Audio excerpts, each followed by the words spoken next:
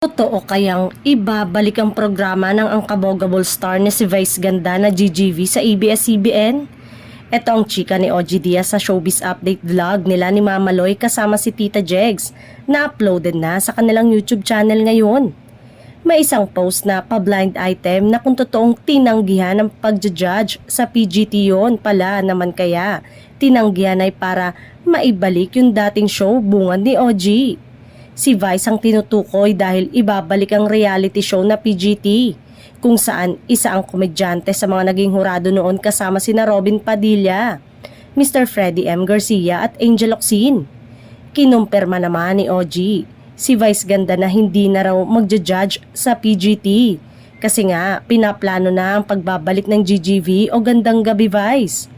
Kung mapapansin mo, nauuso na ngayon ang mga interview. Baka gustong isabay ng ABS-CBN yon at eto ang in ngayon at funny pa na si Vice Ganda ang mag-i-interview. Balik natin ang GGV. Nako no, ang tagal na rin ng GGV. Pagbabalik ang GGV ni Vice. Sino kaya ang papalit sa kanya na pangmalakasang judge sa PGT? Sagot naman ni OG, malay mo magbabalik si Angel Locsin.